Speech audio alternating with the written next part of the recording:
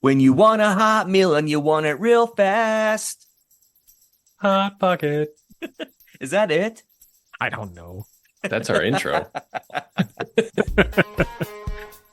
On tonight's episode of the K-12 Tech Talk podcast, we talk about the opening of school, discuss a question about student password resets, and give some suggestions for handling screen-free students.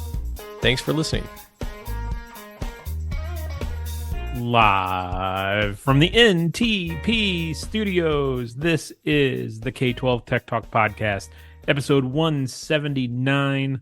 I am Josh, with you here weekly, k12techtalk@gmail.com. We haven't said the email address in a long time. We haven't. You're not supposed to talk until you're introduced.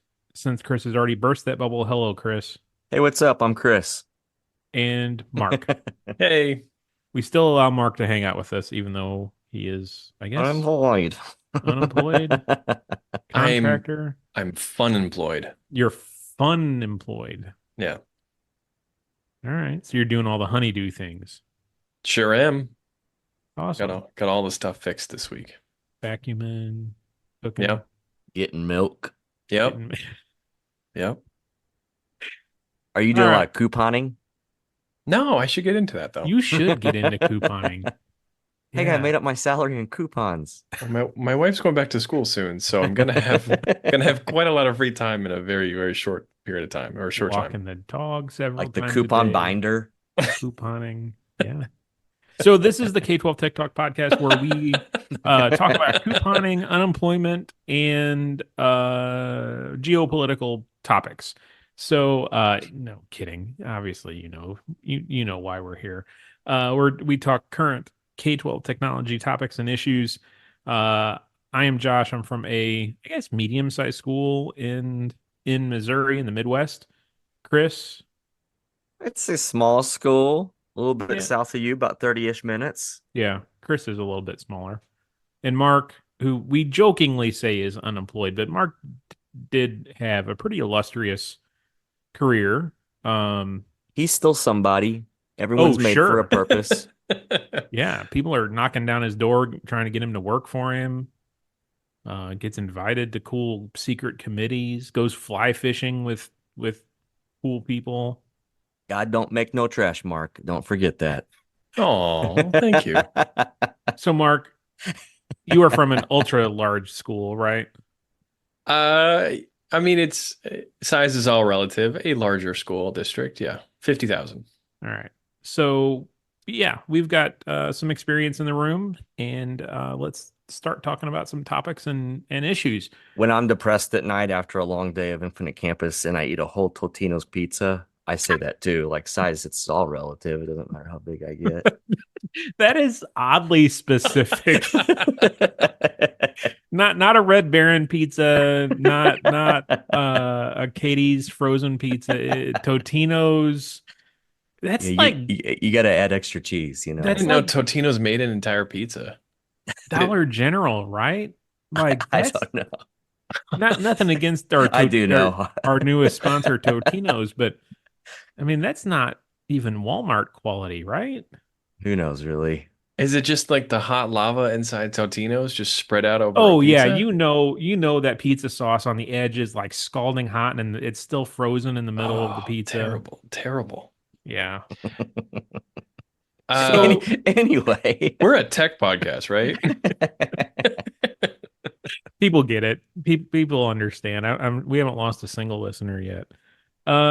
So current topics. First week of school here in Missouri for a number of districts.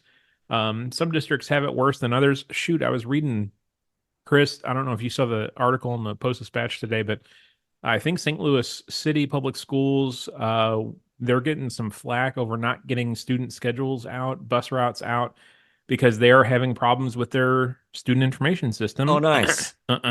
Who we moved away from, we won't mention. I saw that news up here too. Did you really? Yeah. And So they haven't moved yet. apparently not. No, Got it. and it's not something happened, and it's not going well. So that could speak to the remaining support services offered by that company. Mhm. And I guess to further insult to injury or salt in the wound, pick your favorite phrase. Last week, their transportation company canceled their contract the week before school, so they couldn't transport kids to school. So yeah, it's been a disaster for them, I think. Us, we've just have constant internet outages and phone outages at our two remote locations. And I think for the last 24 hours, we've been up. So knock on wood, I am in a much better mood today for that. But yeah, first week of school, it's been crazy. That first day is always wild. The Yep. second day is always a little bit wilder. Things are definitely starting to calm down, but all things considered, I feel like we are in a really, really good spot this year. I did the statistics today. So we have, man, our enrollment has jumped up like crazy too this year. We're up close to 3,500 kids, I think. We had 350 tickets since August 1st, and only 16 are open right now. So I That's felt awesome. really, really, really good about that information. Congratulations. We Chris. started the school year with Infinite Campus, and we made it through the first day. Around 1 o'clock the first day, had a phone call with the SIS coordinator. We kind of had this weird moment because we anticipated like a terrible day, and we made it. Like it was fine. Still have like a lot of stuff to do, but it felt a lot like a regular first week back. Do you have that moment where it's like all of a sudden there's like a quiet period and you look at each other and you're saying, "Hey, it worked. It actually worked." Yeah. Yeah. I like, well, the whole bit. Kids came to school, kids had breakfast, lunch. But in this case too, teachers, there is this cool thing about Infinite Campus is Google single sign-on. That's what we do. Mm-hmm. So if you know Infinite Campus is working, and our teachers have Windows laptops, well, you know that every teacher has logged into Windows, every teacher is logged into Google, and every teacher is in Infinite Campus. That's a pretty good feeling to get to on the first day. So That's we're also not, a pretty big assumption that your teachers are actually logging in and using things. but you can tell because they're not taking attendance like they would be Oh, telling us. sure, right. Yeah, if the expectation is to be taking attendance every hour, yeah, you're Yeah. correct. Yeah, you're right. So we made it. Day two, like Josh said, not as great as day one. Like more tickets came in, but we got through day two. Yeah. I mean, it's almost Friday, so we're feeling pretty good. Yeah, I always found the first day of school is surprisingly quiet. And then once the dust settles, the tickets pick back Yeah. up again. Yeah, day two is always worse than day one. Lots of smart boards not working. Smart boards. Hmm. I probably Missing shouldn't. projector I probably remotes. shouldn't say this.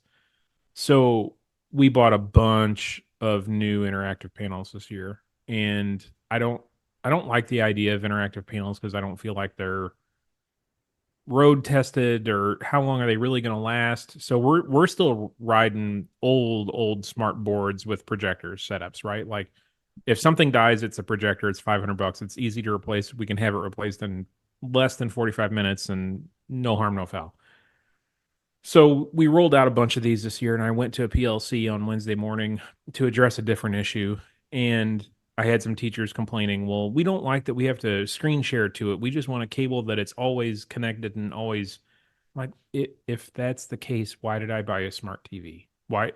Like I could have bought a $500 television, hooked up an HDMI cable, and you could have had exactly Right. whatever. I shouldn't have said that. But you Anyway, got to standardize your stuff. Like, yeah, but there's you're shooting for every teacher to use every, like they're never going to interact if you didn't offer them interact. So no, and but my and again, I have a really bad habit of always taking the opposing view on things. never noticed that. Oh yeah, Mark, have you ever noticed that? What? I I have a You're gonna have to really explain this. I have a really bad habit of doing that. Really? Yeah, I know. It comes as a surprise. At work and on the podcast? Yeah, in pretty much every aspect of life. You know, Wow. if you're railing hardcore one direction, I'm just gonna take the opposing view just to have fun. Hmm.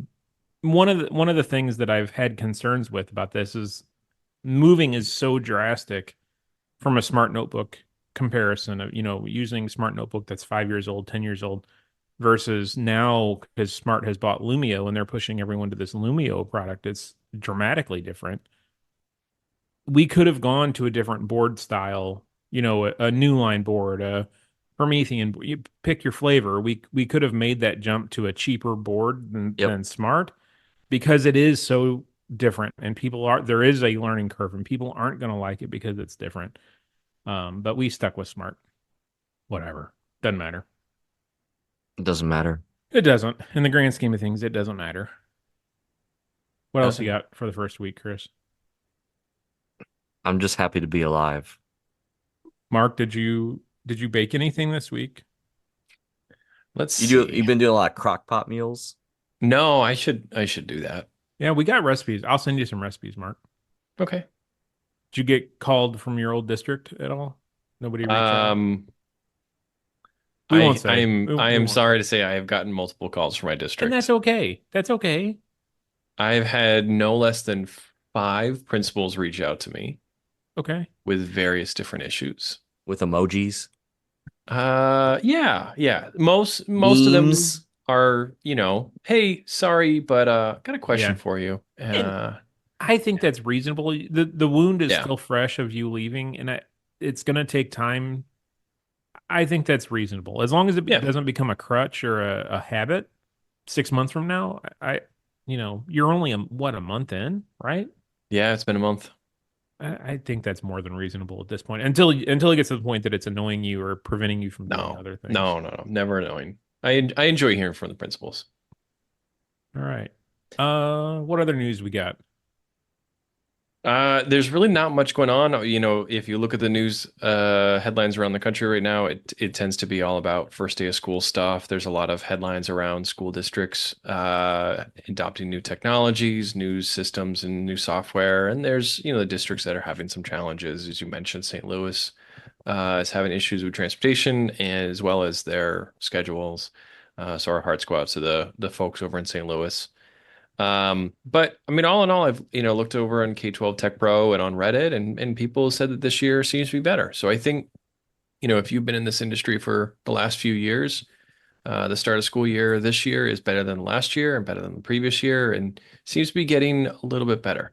Yeah. Doesn't mean that it's not easy, that it's easy. It just means that in comparison to the last few years that we've had in ed tech, this is it's getting better. Yeah, I would agree with that statement. It's by far better than the COVID years, and I think we're Oh making that yeah, swing back. yeah. Um, Chris, you want to take a minute to talk about one of our sponsors? I do. Let's talk about Prey, Prey, preyproject.com. They have an easy and affordable protection for your school devices. Lots of things they can do, but they can help you with your device loaners. So you have to hand out a loaner laptop. They can do remote data wipe, encryptions, alerts, that kind of stuff to keep your devices protected in a easily manageable way. So I'm going to post the link to proproject.com. They have solutions aimed at education. Prey, Prey. I wonder if their theme song when they go to a conference, like if they give a session, I wonder if it's that MC Hammer song, Pray. How's that go again? Wasn't that one of his hits? Yeah, you've got to pray just to Yeah. make it today. Yeah. I didn't know it till Mark sang it. I Yeah. remember Yeah, it now. yeah. That was the B-side of my single tape. Oh, yeah. Let me just say the new Post Malone album, fire. Um, so current topics from Pro. Am I derailing the agenda here if we jump No, to we it? got a more of the listener email type section. I'll start to read it and then maybe Chris, I'll pass it over to you. So this poster says, to make a long story short, basically I started my pre-K to 8 job a year ago. There's a lot of work to do, but we're set up for one-to-one with Chromebook carts. I decided we should allow our 4th to 8th grade students to bring their own Chromebooks home. Oh, that's the wrong post. I'm going to delete this. That was it. It just chugged in further. There's a lot okay. of, it finally got there, but Oh, I still yeah. think you're right. We decided having a default password formula, and instead we generated a random password for every student, and then we chose their own, and then they chose their own unique password upon first login the school year. How does your school manage student passwords? Is there a trick to getting students to remember their password? Do you have a better way? Any help is appreciated. I think Guys, what do Josh you and I do? are going to have some disagreements. Ugh. Oh, Josh disagreeing? It's what I do. I need a shirt that says that. Um, so yes, student passwords every year it seems to be a discussion point because every year we have a knucklehead that figures out the convention and figures out his buddy's password and logs in and does something stupid or changes his buddy's password. So we've started. I actually had a conversation with a intermediate school librarian yesterday that she wanted to take the stance of fifth grade at around November, saying, okay, today's password reset day. Everybody's going to change their password to something new away from the convention. Because, we set the convention when we create the account, and then there's really not any effort to change that because they're using badges or whatever at the elementary Hmm. level. And then fourth grade, is that a little too young to kind of grasp the idea of what a good password is and then remember that password with any sort of regularity after you change it, because they just figured out what the convention was to begin with. I feel like fifth grade, sixth grade is that sweet spot. Then the not argument, but the discussion becomes, okay, when do you do it? Do you do it right at the beginning of the school year? Do you let the year get started a little bit and do it in October, November timeframe? I think October is kind of a logical solution with Cybersecurity Awareness Month. But I do agree completely that fifth grade, sixth grade timeframe is a great time to start talking about resetting passwords. Chris, what do you I, do? I still like a scheme. Do you really? I do. Why? Because we have like whatever 20, 30 apps and websites, Windows, Google. We have door controls that we let the kids at our high school. Like we have some open campus lunch stuff that we do, or we have a trade school that they come in and out. So they use their pins to access particular doors. Uh, Wow. we do those things for checking out books, for point of sale through the cafeteria. So to have a common thing for all of those, it's not good what I'm saying. Like I completely get there quickly. We make adults. Hmm. We want Yeah, all adults to have all things unique, but the scale, the burden of managing some of that with different options of numbers and characters. Hmm. It's the whole like convenience versus security stuff Yeah. that we keep leaning towards. Let's just keep this scheme the same, which is not. I know. I have to say, we have had a few incidents in my district where the password scheme was the downfall, sure. where both internal and external threat actors took advantage of a standard scheme and logged into students' accounts. It would happen like Josh, you mentioned one kid log into another kid's account and having problems. That happened on a daily basis, but there were a couple of incidents that were actually very, very severe, where an adult or an outside actor was trying to take advantage of it. So I'm very hesitant to have anything or recommend anything around a standard password scheme, especially one that's publicly advertised. You're setting yourself up Right. for problems if you post any sort of public documents that say, oh, by the way, when your student starts, this is what their password will be, the pattern. Um, in terms of the age that a student can reset their password, I get it that, I don't think we can expect more than fourth or fifth grade on a regular basis to have good password practices, but I don't think it hurts at the younger levels to at least have that conversation started and have some students at least know, or at least the teachers know where they can reset the password. And if parents can reset the password for their kid as well, that'd be great. But it's hard because when you've got really, really young kids, if you're not using like a QR code badge and you need to have a password, oh, it's dangerous because you're going to have a very short word that the kid can remember. And then you've got uh, the chance of something bad happening. So, Right. yeah.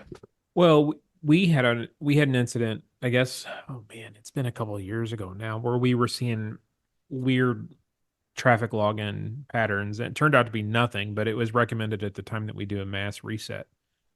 And we did, and students reset their passwords, and we got thrown in the freaking Google CAPTCHA because so much of that traffic was being seen by Google. We were like 3 days in a damn Google CAPTCHA. Oh, Um, which that was when I split out every building to their own public IP address, and we learned from that. Um, but I remember when you did all that. yeah, we yeah, because we were like threat level code red. Um, Dark we red. yeah, dark red, freak out mode. Woo woo woo. I had more than one discussion with teachers that were very upset that we were going away from the convention, even after Yeah, explaining the it's issue. hard. They were yeah. like, I want to be able to log in as the kid. And I'm like, no, that doesn't need to happen, because if something needs to be pulled out of the kid's account, that's the principal will tell me, and that is my role to do. That is not the teacher's role to log in as the student and go digging through their account. That's not how this works. And that was their big hang up, was that they wouldn't be able to log into the kid and look at their account. I'm like, that shouldn't be happening in the first place.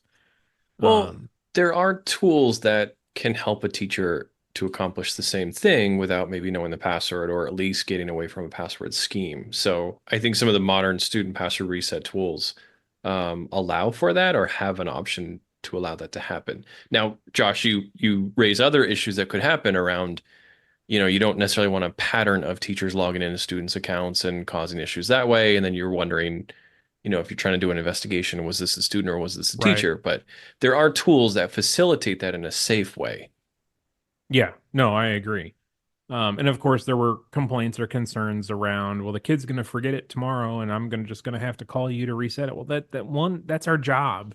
Like that's why we're here, is to assist with password resets. And we delegated some of that rights to the building librarians, who have done an amazing job with password resets too. So I don't know. I think there's a lot of concern, a lot of the concern is valid, but I think it's unfounded concern of kids can't remember passwords. They remember their PlayStation passwords. They remember, they can log in. They can remember their locker combinations. They can remember a password. Um, so yeah, it's all conversation, I guess. Because I agree with what you just said too, and I think it's a delegation thing, or it's a scaling thing. Like you're going to invest some money into password reset utilities or something that's going to help you with those issues, Yeah, or you're going to delegate it to people, or your tech department's going to take on more, or you're going to keep doing what you're doing with the scheme, and you're kind of rolling some dice. Like I acknowledge my dice rolling to a certain degree of what the Yeah. impact is, but it's so integrated with things too. Like it would be a major shift, which Josh, you experienced it, a major shift in what we're used to. Like right now, I know that I have a lot of teachers, because they have the ability to know what the scheme is. They right, handle that for our Yeah. department. Like right. those, I don't see those tickets at all. Uh, those teachers are taking care of those things, but there could be a different way to go about that too. I gotta say, if you are not, if you're concerned about this or you're having these issues with your younger students, then you've got to look into a QR code type solution with younger students. You can have Yep. a long, complex password for the little kids, and then they log in on a daily basis with a QR code. So there's a few solutions out there, but that But that really solves this problem. I'm gonna take the opposing view of badges. I know What? badges. Don't get me wrong. Badges are great. An example, we were talking pre-show about clever badges that I've got an issue with right now, but still, 9 times out of 10, clever badges are awesome. And Mhm. there's other companies out there that have badging solutions. Class link. ClassLink. However, if if you are at the elementary level, if you are relying on badges 99.9999% of the time while they're in the elementary building, when will they learn the function of usernames and passwords, and how to remember usernames and passwords and how all that process works? Because when they leave that building and go to the next building where there aren't badges, Hmm. the first 3 months of school are a freaking disaster, because they don't know how that whole relationship works. You're speaking to my heart. So my daughter, my youngest daughter, just moved from one building to the next. She just moved from Clever Badge to no Clever Badge, and Oh she was no. literally talking about this last night. Really? Yes, because the password, uh, she's never had to do that before, and she was like, "Why do our Chromebooks have passwords on them now?" Uh, so again, like that's a real deal. And you think about kids at home, like at Yeah, our home, we got to do on the iPad, no big deal, or fingerprint or face. right. Like they're not used to typing in passwords, let alone coming up with their own password to remember forever. So And there's some and training and teaching involved in that for sure. how did you handle this as a father? Tell her to talk to the teacher. I Oh. wept. I wept. Oh. um, real talk that doesn't go super that I think could be poked at though, but we have a technology scope and sequence that I like. It looks awesome on paper. It's the real life of it doesn't hit as hard as you would like it to. But we have defined at the end of second grade, they will have practiced typing like their email address, their last name, first Right, name, at right. domain, blah, blah, blah. They will have practiced in the computer lab multiple times how to type particular phrases and things for tech skills as they go up and like how to right click and left click on a Chromebook kind of thing. But then when my daughter hits third grade and she doesn't know that skill, you're like, oh, I guess that scope and sequence isn't working out. But it's a real thing. Yeah, and that's kind of been my pushback to badges because, to begin with, it was kindergarten, and it's great for kindergarten, but then it graduated to first grade, and then it was, oh, let's do this for the entire elementary building. I'm like, wait, wait, wait. Third grade is in our elementary building. I'm like, we do spring assessments in third grade. They need to start understanding or at least taught how that relationship, what is a username, what is a password before the spring of third grade, because they're going to have to log into the spring assessment as by themselves. So yeah, I've kind of pushed back on clever badges a little Did we bit, but answer this guy's question at all? Good luck to you. Is it that? no, I think we have maybe. It's definitely you're checking your school's culture and you're Yeah. figuring out a good process procedure, and you might be spending a little bit of money to fix some or staffing. Or Yeah. like Chris, just put everybody's password in a binder and go Just from roll there. with it. Yeah. I did work at a school that when I came into the school, there was an Excel spreadsheet of Dude, every me teacher's too. username and password. Yes, me too. Whoa. Of every The, teacher's username and yes. password? Yes. So when I walked in, Whoa. this is peeling back the curtain and again, probably a story I shouldn't be sharing. Um when I walked in, so this was 2014, there was no user management system. Like there was no Active Directory, there was no Novell. They had Novell at one time, but they had a virus and the server got infected, so they just turned it off and went to Windows for Workgroup. So every computer had three local logins: sub, tech, and teacher. I And like it. there were unique passwords for each machine, and that was in an Excel spreadsheet and printed out off. And there was like 16 copies around our office of the teacher password for computer in room 23 is this. So yeah, one of the first things I did was spin up Active Directory and Yeah, get this that was taken teachers care of. weren't. It was a gnarly. It was the days of your password needs to be like eight Yes, characters and it's yes. like uppercase, lowercase symbols and what. Uh-huh. So like it was hard to remember, and it was you don't allow a teacher to choose their own password. Yep. But here's your password you're going to remember, Yep. and by the way, we keep it in this Excel spreadsheet. Yes. We were not we. My district was the same way when I walked in the door. That changed You quickly. know, 10 years from now, we're going to be like, and then when I started, they had LastPass and all their passwords were in one place. Yeah, LastPass. All right. Chris, we do a sponsor break real Yep. quick. Managed Methods, a proud sponsor of the K-12 Tech Talk podcast. In a few weeks, we're going to interview somebody from Managed Methods. Look forward to that. But they can simplify your cybersecurity, your safety for your K-12 tech department. I'm going to post the link. So if you don't know what Managed Method is, I'm going to post a good link about some different use cases that you can use them for. So Managed Methods at managedmethods.com. All right. What All right. other, do we have any other listener emails or?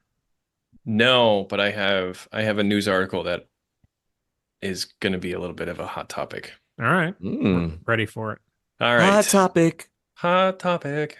It's just like your Yeah. Oh, pizza bites. yeah, no, Jim Gaffigan and his Hot Pockets bit. When you want a hot meal and you want it real fast. Hot pocket. Is that it? I don't know. That's our intro. All I'm gonna right. Google that. So before I get started, Josh, temper Yes. yourself on this one. Just Oh, bear with me. Go through this one. Try to let you see the finish other before I side. say anything. Yeah. Okay. All right. I'll Um, mute myself. How's that?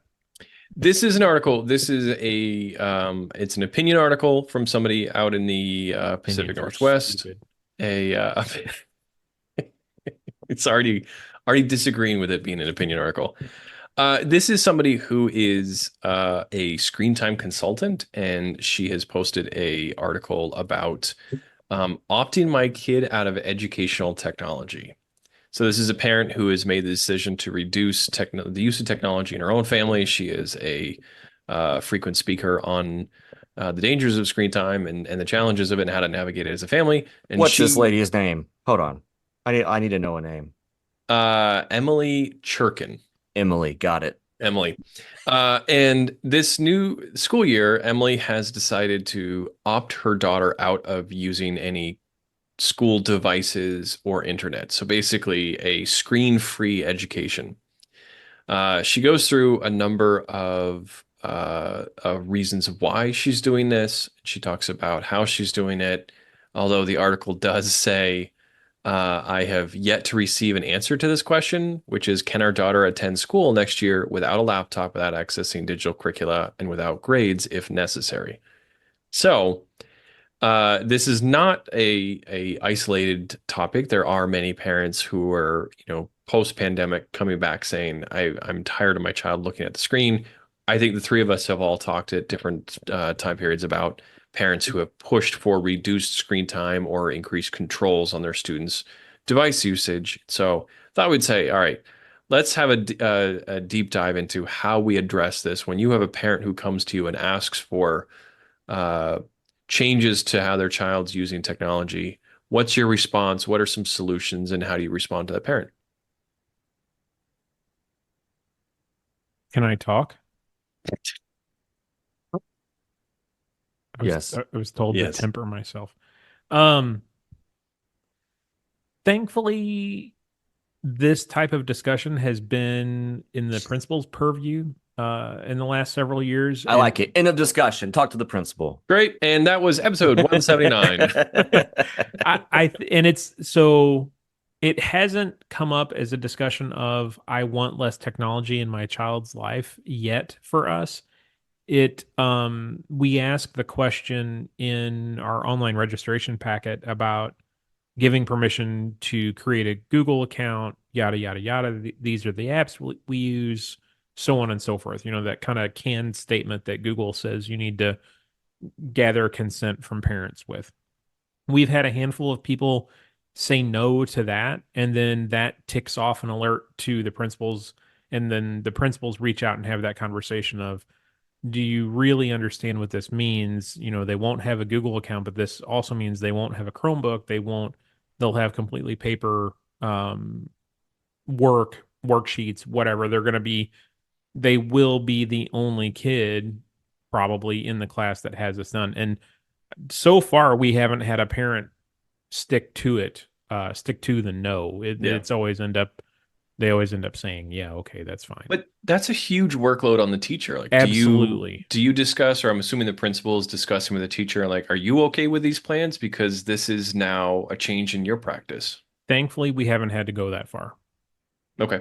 And our principals are fully aware that this, while it's probably embarrassing for the student more than anything, it is completely, the burden is on the teacher, not the kid. And that's the biggest part that we try to remain cognizant of, that type of decision.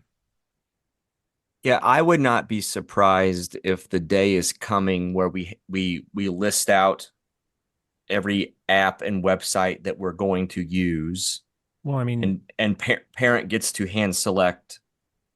I'm not okay with I, I'm gonna these di- three. I'm gonna say timeout there. The idea of listing all of the apps, yes, completely on board, and it's made super easy with tools like student data privacy agreements, the A4L portal. There's also some paid products that kind of you go through and say these are the apps we use, and then it builds a portal that's public facing for your parents to hit that will list those apps. The idea of allowing a parent to opt out of that, picking and choose like a absolutely unmanageable. No way in hell would I Right, support that idea. right. We've talked about that before. Like that would be I mean, in Chromebook Google land, a Google OU nightmare. Oh Yeah. my God. Yeah. Well, and going back to my comment about teachers, like if you got a class of 30 kids, 25 kids, and this one student is opted out of this app and this one you're going to spend more time prepping than you are actually teaching. Yeah. So you're just hurting everybody's education there. I think this Um, gets back to my comments last week of we just need less technology, period. yeah. Mm. I do think there's a balance. I think that, the desire for parents to say, I don't want my child staring at a screen all day. There are those extreme cases where a child is just staring at Yep. YouTube or staring at videos and worksheets all day long. Um, that's definitely a conversation to have with the principal and the teacher. Going back to your original point, I don't think it's reasonable for principals and teachers to talk to their tech directors and say, well, what are my options here? Because as much of a nightmare as it is for the teachers and for principals, it's just as complicated for us. So I think my recommendation for tech directors facing this situation is to be very transparent early on in the conversation with your principal. The second this comes up, to say, look, I have very, very little options here, or I don't have any options at all to restrict a child's access. This has got to be more of a management solution than a technical solution. Not to Well, say I'm pushing the problem off, but you need to be really upfront very quickly. and That it's yeah, And it again come back to knowing the tech director's role. The tech yeah, director's role is to do the technical things, not make instructional decisions. That, correct. yeah. Yeah. Yeah, but it's not uncommon for, a principal or teacher is backed in a corner with a question like this, Oh and yeah. they're going to No. look to you for a solution. I think Agree. you've got to be really transparent early on that you may not have the solution they're looking for. Yeah. We've had like mom ask, you know, can we turn off Gmail or can we turn off YouTube? Can we turn Yeah. off Yeah, I've gotten that and a lot. we don't. It's tech access is on or tech access is off. Right. It's not a service. We don't go through the different services and you pick and choose. And that's Yeah. a hard conversation. Yeah. But that is again, not like you said, not to push it on the principal or push it off on the teacher, but um, that's some student issues, some classroom management stuff. Take the Chromebook away for a while, whatever that is. Yeah. Yeah. And it's hard because I get it. That kid might be a great kid if we just turn off Gmail and YouTube, Yeah. but we can't manage that. Yeah. We Yeah, I think back to the last conversation we had about, like, students are growing and they've got to grow into knowing how to manage a password. The same thing here is that students are growing into a world where they're not going to have a tech director and a parent watching their technology usage. So we've got to be able to teach them the appropriate ways. That being said, I realize that today's technology is extremely addictive and is designed to keep kids scrolling and staring at that screen. So it's a double-edged sword, I guess. the furthest we've gone with like a discipline issue is we've limited a couple different kids the ability to email other students. We've restricted them to only be able to email faculty. That's about as far as we've gone with restricting Gmail access and anything like that. And even that to set up is a pain. Like it's a total pain to do. But we've done that, and I think blocking the app completely is a little heavy-handed. I Yeah. always think back, it was our upper elementary where we like they don't really need to email. Like they don't need Gmail. So then not maliciously, but their natural thing was to figure out Drive and opening up a Google Doc and sharing it. And then they're just, they're doing the equivalency of an email in a Google Doc. Right. That's going to have its own thing of what are they saying and how are we tracking it? How is it being archived? Just the same with the kid with YouTube. He can't handle YouTube, so we blocked it. Now what's he doing? He's probably, if he's addicted and it's a big problem, he's doing some Google searches to find some other video sites that aren't blocked. So there's just like that. It's hard. There's a hard balance of things there. And again, like Yeah. you're saying, you're trying to raise up a kid that can handle all of this and have a good, healthy balance of it all. Yeah. Yeah. Another, Go ahead, go ahead, Josh. Mark. No, I was gonna say I think nowadays it's just it's not possible to raise a child without technology usage. But it's also not possible to teach a class without technology usage. So I think that going back to this author's original comment of like, can I opt out of technology entirely? I think the answer has to be unequivocally no. Homeschool. It's just not possible in our school. Um, there may be other schools, and Josh, you mutter under your breath, homeschool. There may be other educational opportunities where it's possible. I just know, at least in the schools that I worked in, it's just not possible. And now in today's times, But even Yeah, we are K-12 Tech Talk. If you don't want to be K-12, see yourself out. I think the difficult thing there is, I say homeschool tongue in cheek jokingly, but Oh, you were joking. I got super serious. playing that through, Mark, and you're a little bit better on policy than I am and Chris is. But What? if a district took that stance of, sorry, if you don't want a Google account for your kid, we can't help. Homeschool's your answer, or private school down the street. Wouldn't that be a violation of FAPE, free and appropriate education laws? uh, so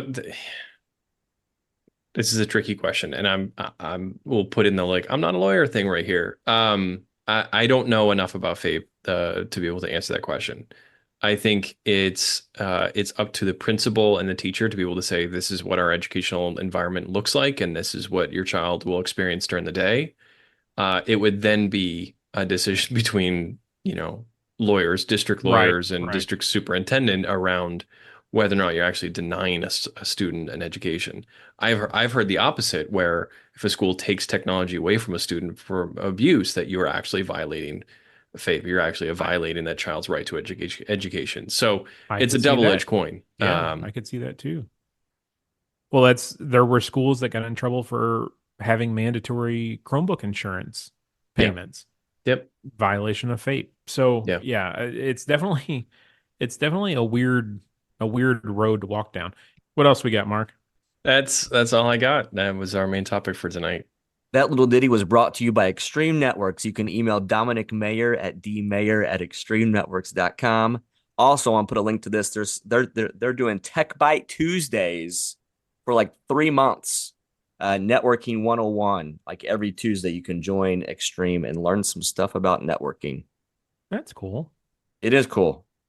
Are you And going to like, join? Are you going to join and learn?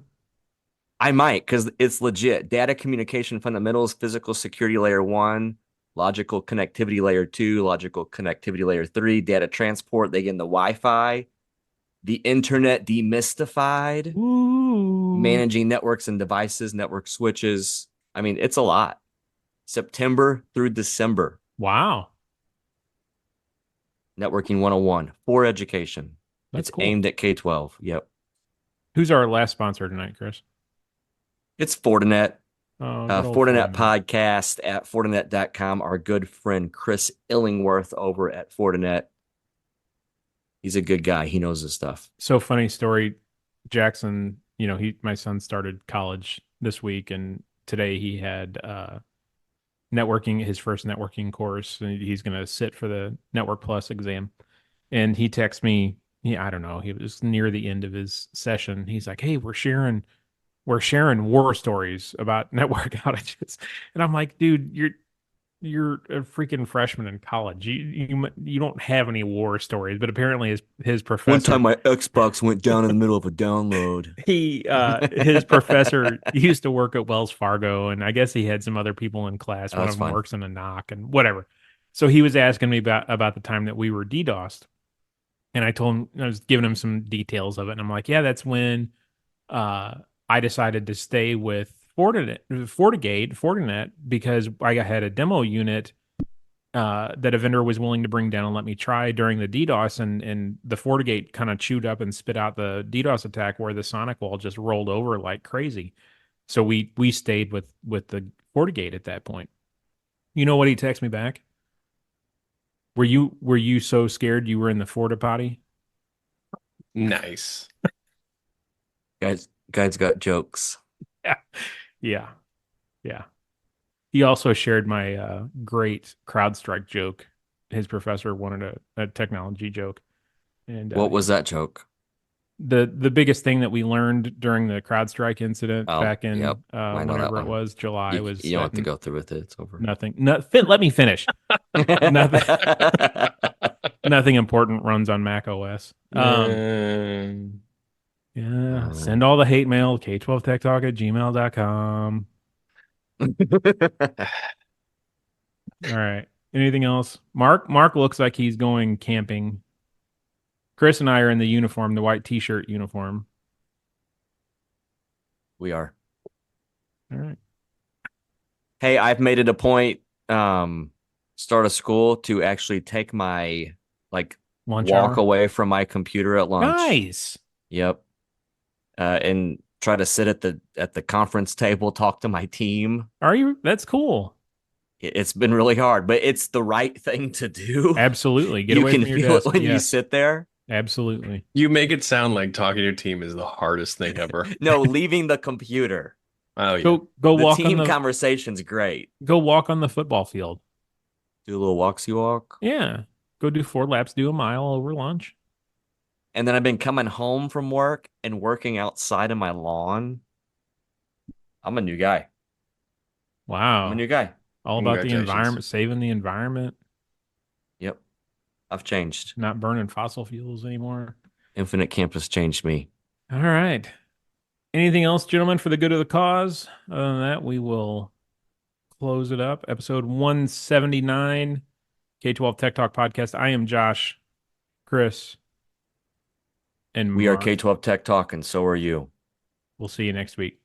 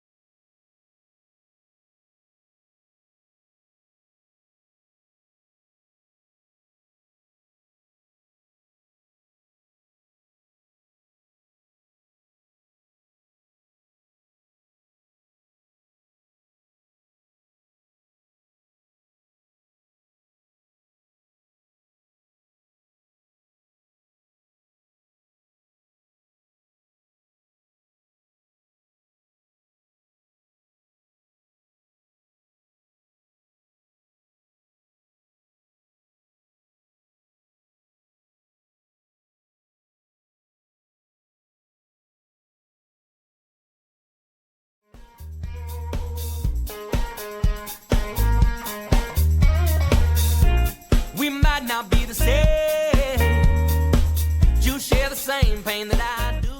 The views and opinions expressed on the K-12 Tech Talk podcast are the personal opinions of Josh, Chris, and Mark, and do not represent the views or opinions of our sponsors or other organizations that we're affiliated with. The material and information presented here is for general information and entertainment purposes only. Thanks for listening, and we'll see you next week. We were buying words about the phrase that'll